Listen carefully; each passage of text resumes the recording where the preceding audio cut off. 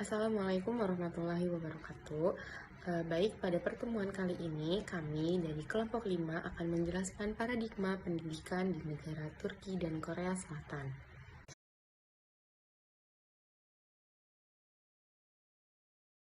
Baik, mari kita masuk kepada pembahasan yang pertama, yaitu mengenai paradigma pendidikan sosial di negara Turki. Namun sebelum itu, alangkah baiknya kita mengetahui berbagai latar belakang yang ada.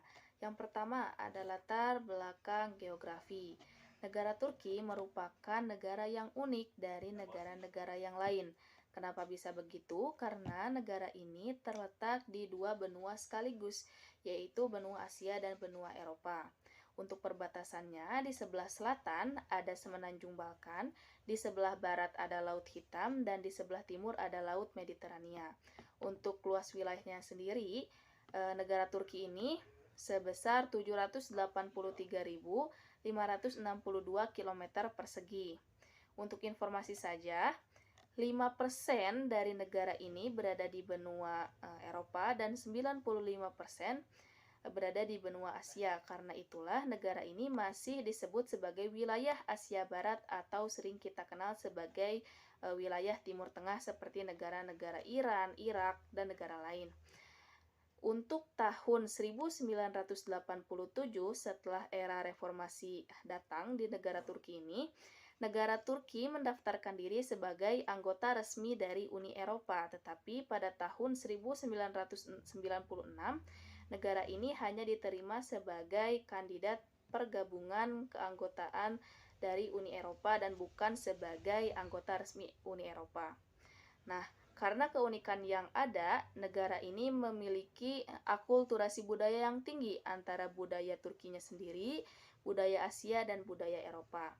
Menurut jurnal yang saya baca, akulturasi ini tuh dapat dilihat dari kehidupan sehari-hari warganya.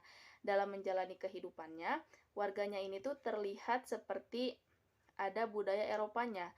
Dilihat dari aspek spiritualitasnya, negara ini terlihat budaya Timur Tengahnya atau Asianya, sedangkan dari aspek sejarahnya, negara ini terlihat ada campuran dari budaya Asia dan budaya Eropanya.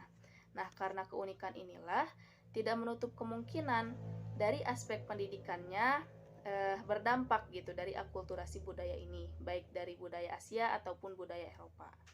Untuk latar belakang yang kedua, yaitu latar belakang sejarah singkat mengenai negara Turki ini. Sebelum menjadi negara Turki saat ini, yaitu negara Republik Turki, negara Turki ini diperintah oleh sebuah kerajaan yang bernama Turki Ottoman sejak tahun 1300 Masehi. Pada saat pemerintahannya, negara Turki ini dikenal sebagai negara muslim dengan perkembangan yang sangat pesat di berbagai bidangnya, tak terkecuali di bidang pendidikan.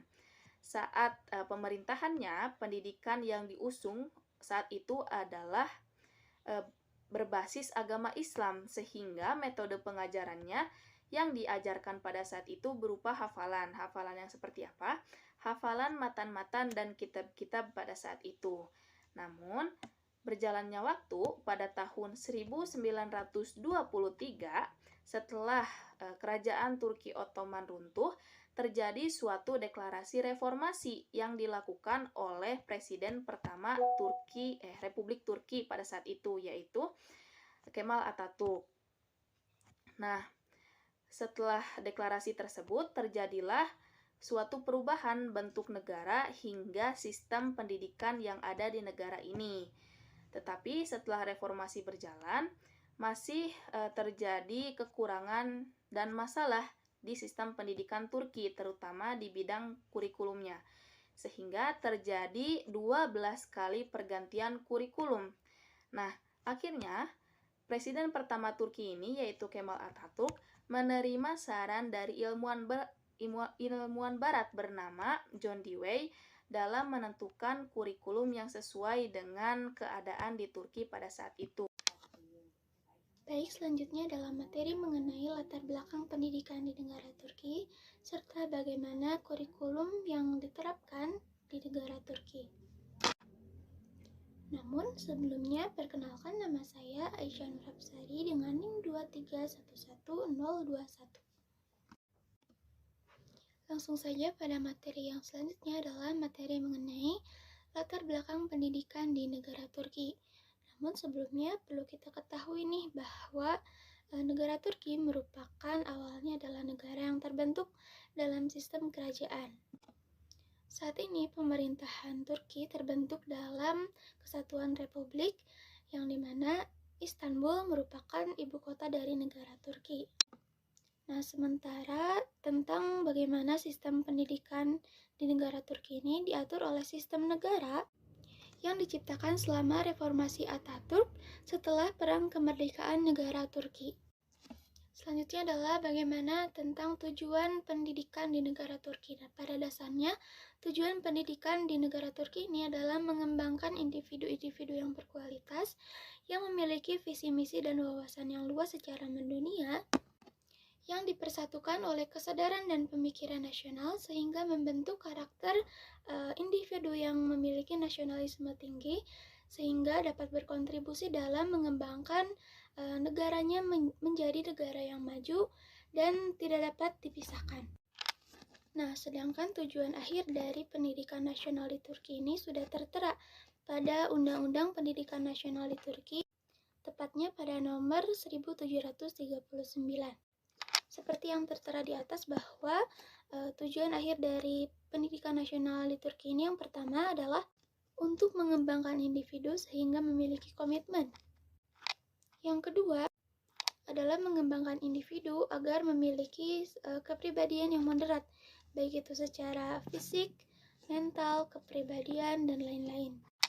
Dan yang terakhir adalah membekali dan membentuk individu itu agar memiliki keterampilan dan kreativitas yang tinggi, sehingga dapat berguna dan dapat berkontribusi dalam kesejahteraan masyarakat. Nah, selanjutnya adalah bagaimana sih penerapan kurikulum pendidikan yang ada di negara Turki. Jadi, perlu kita ketahui nih bahwa Turki merupakan salah satu negara yang telah mengalami perubahan dan reformasi selama beberapa dekade terakhir ini. Hal ini tentunya berkaitan dengan sistem pendidikan dan kurikulum yang ada di negara Turki sehingga memiliki perubahan yang signifikan. Nah, salah satu reformasi terbesar dalam dunia pendidikan di negara Turki adalah implementasi kurikulum pada tahun 2005 yaitu kurikulum 2005. Yang dimana secara garis besar kurikulum 2005 ini telah mengubah pendekatan yang asalnya teoritis menjadi pendekatan yang lebih menekankan pada aspek praktis dan terintegrasi. Selain adanya kurikulum 2005 yang menjadikan reformasi terbesar pada dunia pendidikan di Turki pada saat itu, lalu terdapat program yang diluncurkan oleh negara Turki pada tahun 2012, yaitu diluncurkannya program visi misi pendidikan untuk tahun 2023. Nah, bisa disimpulkan bahwa Turki ini memiliki sejarah dalam perubahan kurikulum dan sistem pendidikan. Nah, namun sayangnya terdapat kontroversial yang ditimbulkan akibat adanya perubahan-perubahan dari kurikulum dan sistem pendidikan di Turki. Nah, selanjutnya terdapat beberapa era yang dimana era ini menjelaskan perubahan-perubahan dari sistem pendidikan khususnya kurikulum yang diterapkan di negara Turki. Dimulai dari yang pertama adalah era Ottoman, yang dimana era Ottoman ini berlangsung pada tahun 1908 sampai 1923. Nah, pada era Ottoman ini pendidikan di negara Turki bisa dibilang cukup terbatas, dikarenakan yang bisa menempuh pendidikan di era ini bisa dibilang hanya kaum kelas atas saja. Selain itu, mata pelajaran pun hanya terfokus pada bahasa Arab. Lanjut pada era kedua, yaitu pada era Republik yang terjadi pada kurun waktu 1923 sampai 1945. Nah, pada saat ini setelah proklamasi Republik, diluncurkan kurikulum yang menerapkan bahwa pendidikan ini berfokus dan tertuju pada aspek sains dan matematika. Pada saat era inilah pendidikan dasar mulai diwajibkan di negara Turki. Era selanjutnya adalah era transformasi yang berlangsung pada kurun waktu 1945 sampai 1980. Selama periode ini, fokus kurikulum diubah untuk menekankan siswa agar lebih menekankan keterampilan, dan teknologi yang lebih praktis. Pada era ini pula, pendidikan menjadi wajib hingga usia 14 tahun. Nah, era yang selanjutnya adalah era reformasi yang berlangsung pada tahun 1980 sampai tahun 2000. Pada era ini, pendidikan diwajibkan hingga usia 18 tahun. Pada era ini, fokus kurikulum diubah menjadi cakupan yang lebih banyak. Misalnya, terdapat mata pelajaran yang terhubung dengan mata pelajaran sosial dan humaniora. Dan yang terakhir adalah era kontemporer yang berlangsung pada tahun 2000 hingga sekarang. Kurikulum pada era ini lebih menekankan pada pengembangan peserta didik yang mengedepankan pada aspek keterampilan sosial, emosional, dan teknologi yang tinggi. Pada era ini juga, keterampilan siswa dalam pengembangan teknologi digital dikembangkan. Baik, selanjutnya yaitu ada sistem pendidikan di negara Turki. Di negara Turki, sistem pendidikannya yaitu terpusat, yang artinya dikelola sesuai dengan ketentuan yang ditetapkan oleh Mustafa Kemal Atatürk setelah berdirinya Republik Turki modern pada tahun 1923. Di Turki, administrasi semua tahapan dan jenis pendidikan prasekolah dan kurikulum sekolah dasar ditetapkan dan dikontrol atas tanggung jawab Departemen Pendidikan Nasional. Sama seperti banyak negara lainnya, pendidikan IPS atau ilmu pengetahuan sosial di negara Turki ini merupakan bagian integral dari kurikulum pendidikan. Sistem pendidikan yang berada di Turki dibagi menjadi beberapa tingkat, yaitu 1. Ada pendidikan dasar pertama. Jika di Indonesia, pendidikan ini sama dengan SD. Pendidikan ini merupakan sekolah dasar yang wajib dilalui selama 4 tahun, yaitu pada kelas 1, 2, 3, dan 4. Pada sekolah dasar pertama ini, terdapat 4 mata pelajaran inti yang diajarkan, yaitu di kelas 1, kelas 2, dan kelas 3 ada bahasa Turki, matematika, pengetahuan dasar, dan bahasa asing. Kemudian pada kelas 4, mata pelajaran pengetahuan dasar diganti dengan ilmu sosial. Yang kedua yaitu ada pendidikan dasar kedua. Jika di Indonesia, pendidikan dasar kedua ini setara dengan pendidikan SMP. Pada sekolah dasar kedua ini ada 5 mata pelajaran inti yang diajarkan, yaitu ada mata pelajaran bahasa Turki, matematika, IPS, IPA, dan bahasa asing. Namun pada kelas 8, mata pelajaran IPS diganti dengan mata pelajaran sejarah dan juga kewarganegaraan. Kemudian yang ketiga ada pendidikan menengah. Jika di Indonesia, pendidikan ini setara dengan pendidikan SMA, aliyah, atau kejuruan. Pendidikan menengah berlangsung selama 4 tahun. Dalam jenjang ini dimungkinkan untuk memilih antara program wajib dan juga program yang berbeda. Baik, kemudian ada beberapa sekolah menengah yang menyediakan pendidikan di Turki dalam berbagai kategori. Yang pertama yaitu ada sekolah menengah umum, yang kedua ada sekolah menengah kejuruan, yang ketiga ada sekolah menengah atas Anatolia atau sekolah yang dominan berfokus pada pembelajaran bahasa asing. Kemudian yang keempat ada sekolah menengah sains, yang kelima ada sekolah menengah Imam Khatib, yang keenam ada sekolah menengah seni rupa, lalu yang ketujuh ada sekolah menengah swasta. Kemudian tingkat pendidikan yang terakhir yang berada di negara Turki yaitu ada universitas. Dengan program sarjana S1 diselesaikan dalam waktu 8 semester atau 4 tahun. Kemudian program S2 untuk gelar master dengan tesis membutuhkan waktu selama 2 tahun. Lalu program S2 untuk gelar master tanpa tesis membutuhkan waktu selama 1,5 tahun. Lalu program S3 untuk gelar dokter diselesaikan dalam waktu 4 tahun. Baik, kemudian dalam pendidikan di Turki, materi pembelajaran IPS yang diberikan mencakup beberapa topik, di antaranya yaitu 1. Mengenai sejarah Turki dari masa prasejarah hingga zaman modern. Kemudian yang kedua, pembelajaran IPS mengenai geografi di Turki termasuk ciri fisik, iklim, dan lingkungan alamnya seperti mempelajari topik-topik masalah lingkungan, pengelolaan sumber daya alam, dan juga dampak aktivitas manusia terhadap lingkungan.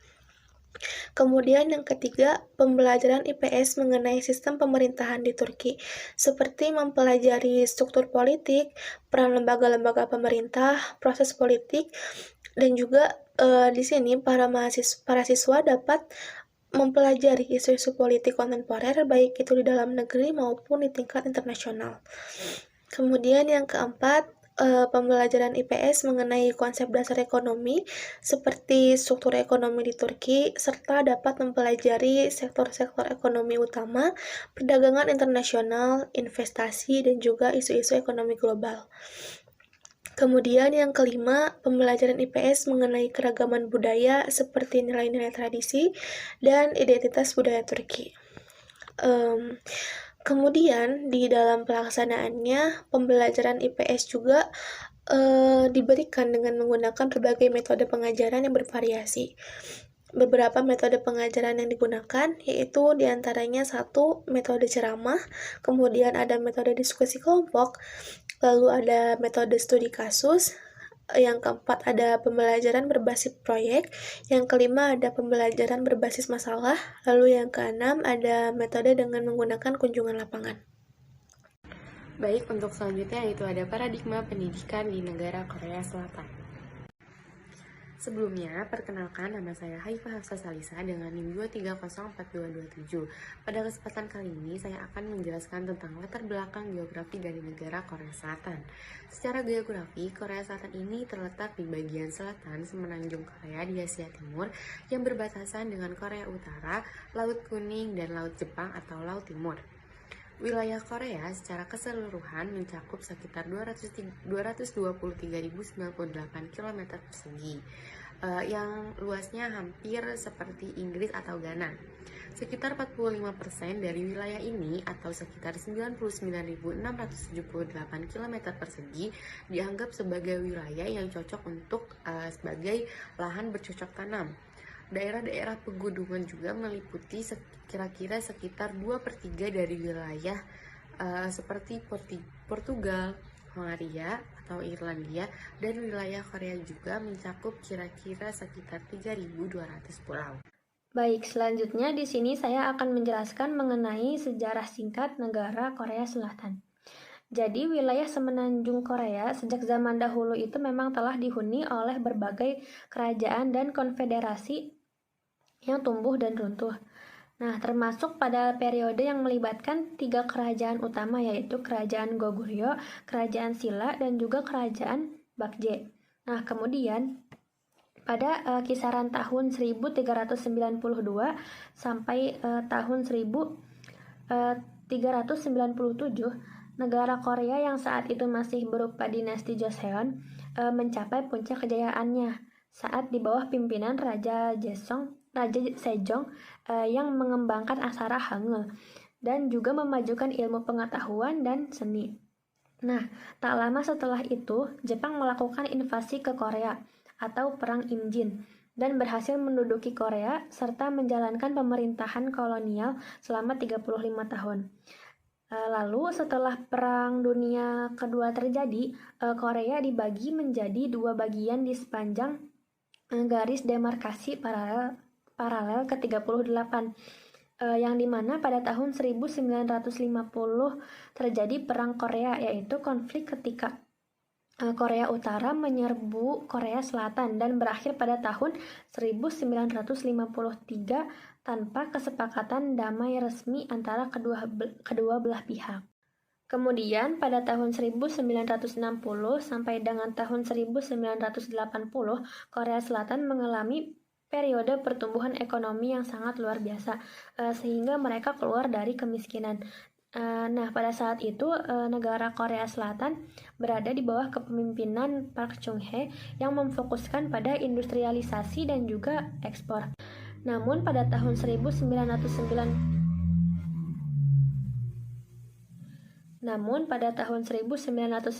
tersebut terjadi proses demokratisasi yang dimulai dengan protes mahasiswa.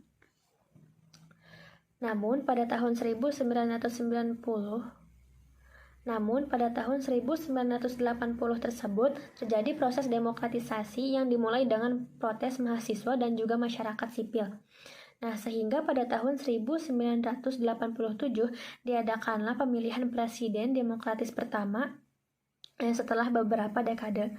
Kemudian sejak tahun 1990 sampai dengan saat ini, negara Korea Selatan terus mengalami perkembangan ekonomi dan juga teknologi, bahkan menjadi pusat budaya populer dengan eksportasi K-pop, drama televisi, dan film yang mendunia. Nah, akan tetapi hubungan antara Korea Selatan dengan Korea Utara ini masih menjadi isu yang sangat sensitif, sehingga upaya-upaya untuk perdamaian tersebut masih berlanjut hingga sampai saat ini. Baik, selanjutnya yaitu adalah latar belakang pendidikan di negara Korea Selatan.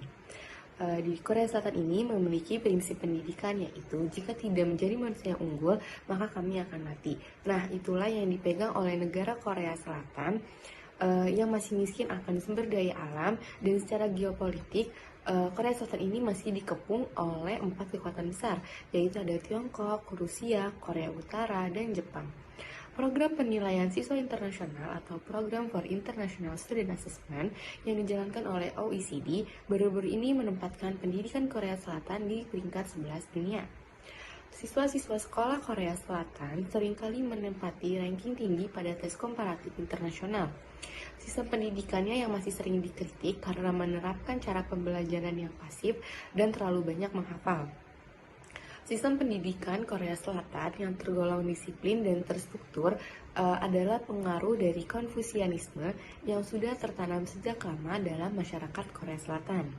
Siswa-siswanya jarang sekali memiliki waktu yang cukup untuk bersantai karena mengalami tekanan untuk berprestasi baik untuk masuk universitas. Kemudian, setelah periode kolonial Jepang di tahun 1910 sampai 1945, negara Korea ini mengalami modernisasi pendidikan, di mana terjadi reformasi dalam mencapai standar pendidikan modern. Kemudian, sejak akhir Perang Korea pada tahun 1953, pendidikan dianggap sebagai kunci untuk kemajuan ekonomi dan masyarakat yang terjadi secara signifikan. Sehingga pendidikan tinggi menjadi sangat penting hingga sekarang, yang menyebabkan persaingan untuk masuk ke universitas menjadi sangat ketat. Yang selanjutnya ada kurikulum pendidikan di negara Korea Selatan. Di negara Korea Selatan, kurikulum pendidikan itu ada pada tahun 1946. Ketika saat itu Korea Selatan dibebaskan dari pemerintahan kolonial Jepang dan berada di bawah militer Amerika Serikat. Kurikulum ini tuh bertujuan untuk menghapus sisa-sisa imperialisme Jepang. Gitu. Adapun tujuan yang lainnya yaitu untuk menciptakan warga negara yang demokratis, yang memiliki pengetahuan, keterampilan, dan etika atau sikap hidup dalam bermasyarakat. Pada umumnya, di negara Korea Selatan itu, kurikulum nasional itu akan direvisi setiap 5-10 tahun gitu, dengan pemantauan oleh Kementerian Pendidikan di negara tersebut. Kurikulum ini tuh akan terus berkembang dengan harapan masyarakat yang lebih demokratis, memiliki keyakinan moral dan kewarganegaraan yang kuat. Kurikulum ini tuh yang utamanya di Korea Selatan itu memiliki 9 mata pelajaran yang ditekankannya itu ada pendidikan moral, bahasa Korea, studi sosial, matematika, seni rupa, seni praktis, sains, pendidikan jasmani, dan juga musik. Nah, selain itu juga diterapkannya kurikulum teknologi secara menyeluruh di semua tingkatan pendidikannya. Nah, namun biasanya pendidikan fisik atau olahraga itu dianggap tidak terlalu penting gitu. Makanya banyak sekolah di sana tuh tidak memiliki gimnasium. Di Korea Selatan juga memiliki 6 jenjang pendidikan. Yang pertama ada pendidikan dasar. Nah, pada jenjang ini tuh memiliki fokus pada pengembangan keterampilan dasar, yaitu membaca, menulis, dan berhitung. Kemudian sudah mulai pembelajaran lintas bidang untuk membantu pengembangan peserta didiknya mengenai topik tertentu, serta menekan pada pembelajaran praktis dan proyek agar peserta didik dapat berperan lebih aktif. Yang kedua ada pendidikan menengah pertama. Pada jenjang ini tuh biasanya mata pelajarannya tuh mulai terpisah dan lebih kompleks dengan penekatan dalam ilmu pengetahuan, matematika, bahasa, dan juga studi sosial. di kurikulum ini tuh pendidikan karakter dan nilai-nilai moral juga diprioritaskan pada jenjang ini. Yang ketiga yaitu ada pendidikan menengah atas. Peserta didik tuh lebih dibebaskan gitu ya kalau di jenjang ini dalam memilih mata pelajarannya, yaitu bisa berdasarkan minat dan tujuan karir mereka ke depannya. Yang keempat yaitu ada pendidikan tinggi. Pada jenjang ini tuh keterampilan praktis dan keterampilan yang relevan dengan dunia kerja dan minat lebih diutamakan gitu dan lebih ditekankan lagi, karena hal ini tuh sebanding dengan penyediaan berbagai program studi yang diberikan universitas untuk memenuhi kebutuhan minat peserta didiknya gitu. Yang kelima ada pendidikan karakter. Pendidikan karakter ini tuh merupakan pembelajaran pembentukan karakter dan etika yang termasuk ke dalam bagian kurikulum dengan tujuan untuk membentuk peserta didiknya memiliki nilai-nilai positif dan integritas. Dan yang terakhir yaitu ada pendidikan informatika. Nah, pendidikan ini tuh muncul untuk mempersiapkan peserta didiknya dalam menghadapi tuntutan masyarakat mengenai informasi yang terus berkembang dengan memasukkan teknologi informasi dan komunikasi ke dalam semua tingkat pendidikannya. Kemudian di negara Korea Selatan ini tentunya juga memiliki sistem pendidikan, yang dimana pada dasarnya pendidikan di negara Korea Selatan ini memiliki prinsip jika tidak menjadi manusia unggul, kami akan mati.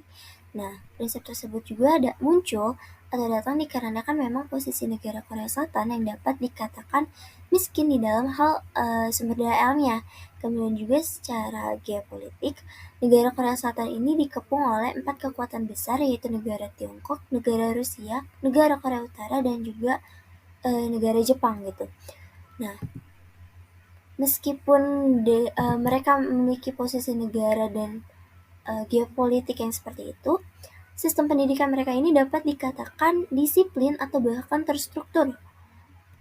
Kenapa? Karena hal tersebut masih adanya pengaruh konfusianisme yang memang sudah ada sejak lama gitu di dalam masyarakatnya.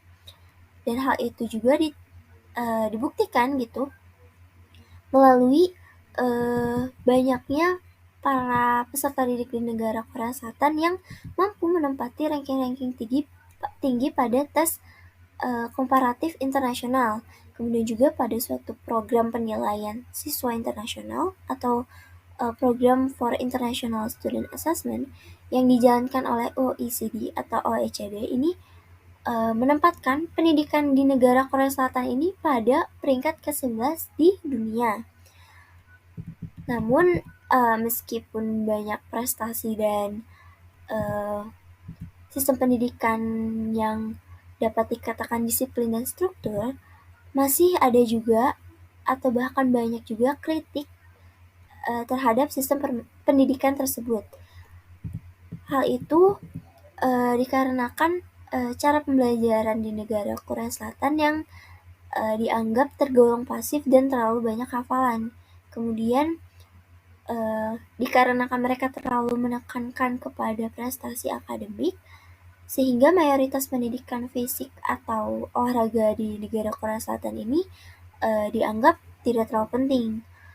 Selain itu juga permasalahan mengenai kehidupan para peserta didiknya, yang dimana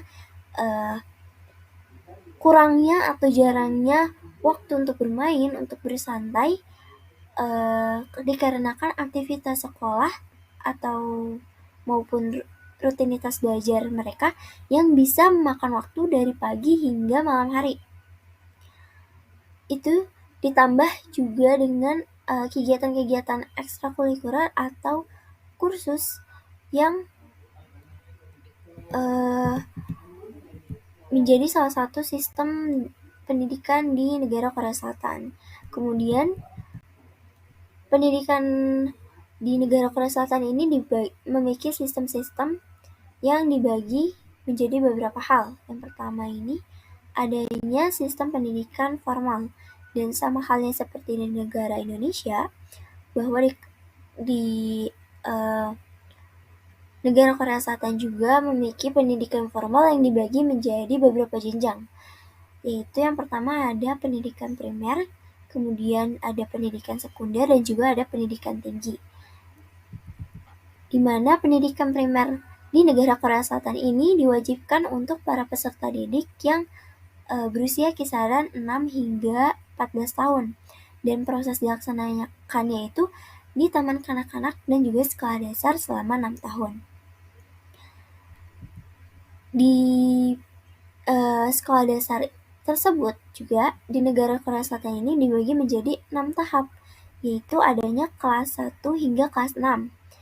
Tetapi di kurikulum mereka, untuk kelas 1 dan kelas 2 pada sekolah dasar, mereka hanya akan mempelajari mengenai bahasa Korea, matematika, sains, ilmu sosial, seni, dan juga bahasa Inggris.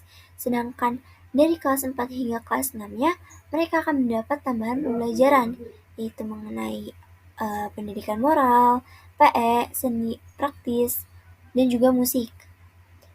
Kemudian, pada pendidikan sekunder, ini dilaksanakannya juga selama 6 tahun, tetapi dibagi menjadi 2, yaitu untuk sekolah menengah pertama dan untuk sekolah menengah atas.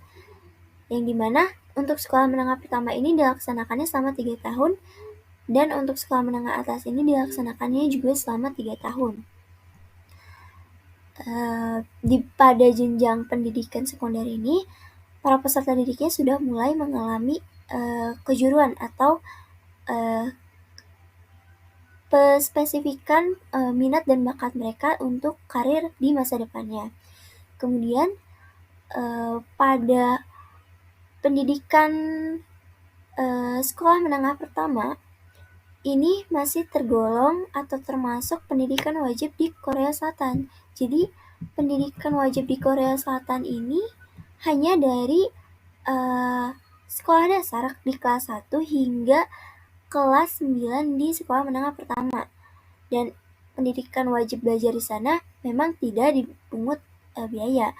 Sedangkan pada tingkat sekolah menengah atas ini sudah tidak termasuk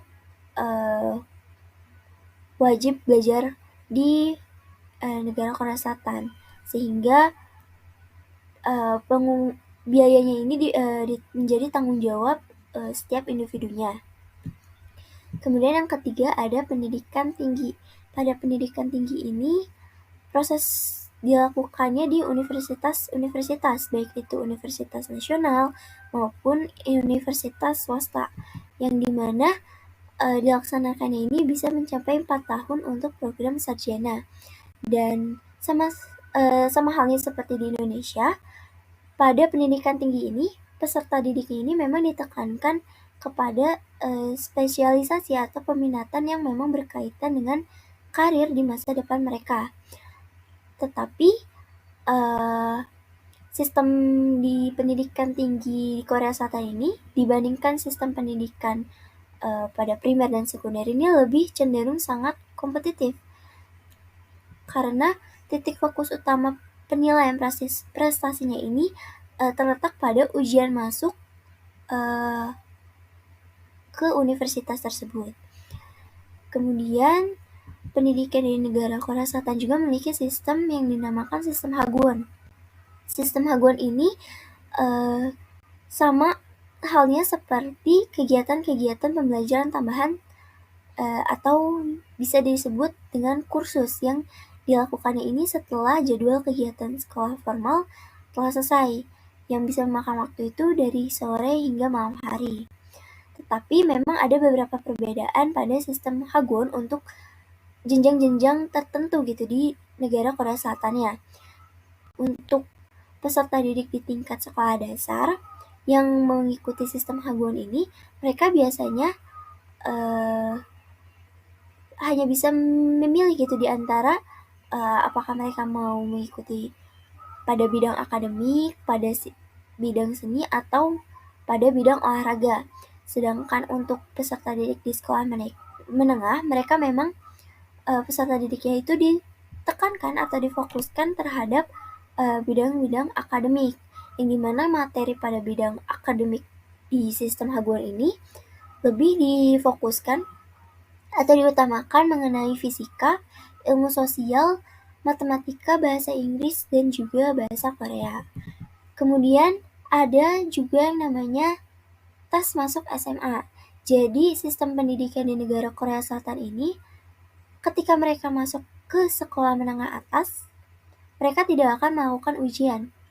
Namun mereka akan melakukan suatu tes yang dinamakan CSAT atau dalam bahasa Korea adalah Suneng atau dalam bahasa Inggris itu College Scholastic Aptitude Test yang dapat disingkat sebagai CSAT.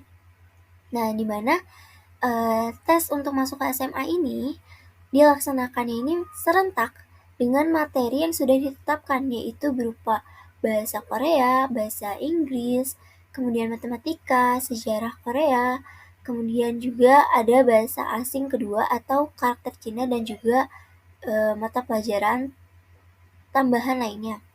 Nah, kenapa tidak ada ujian? Karena seperti yang sudah dijelaskan sebelumnya bahwa untuk sekolah menengah atas ini tidak termasuk ke dalam wajib belajar pada pendidikan negara Korea Selatan, sehingga untuk pelaksanaan tes ini akan dipungut biaya oleh masing-masing tiap individunya. Mungkin segitu yang dapat saya sampaikan, akan dilanjutkan oleh pemateri berikutnya. Baik, selanjutnya itu ada kesimpulan. Jadi kesimpulan dari materi kali ini yaitu paradigma pendidikan di Turki, khususnya bagi pendidikan Islamnya, telah mengalami perubahan dan diskusi dalam konteksnya sebagai bagian dari pembaruan dan peningkatan pendidikan secara keseluruhan. Dengan perkembangan paradigma pendidikan Islam di Turki, yang fokus pada pembangunan karakter bangsa dan sistem perkaderan yang mencakup pembentukan karakter bangsa dan berbagai aspek pendidikan yang mencakup kebudayaan, keagamaan, dan keterampilan yang nantinya akan mempengaruhi pendidikan secara keseluruhan di Turki. Kemudian, paradigma pendidikan di Korea Selatan juga telah mengalami perkembangan yang menarik, terutama dalam konteks peningkatan status negara sebagai salah satu negara industri yang diperhitungkan dalam percaturan global. Pendidikan di Korea Selatan telah dibangun sebagai sistem yang mencakup pembangunan karakter bangsa seperti yang telah dilakukan oleh Soekarno dan Hatta di Indonesia. Mungkin itu saja presentasi yang dapat kami sampaikan. Mohon maaf apabila ada kekurangan. Sekian dari kami. Wassalamualaikum warahmatullahi wabarakatuh.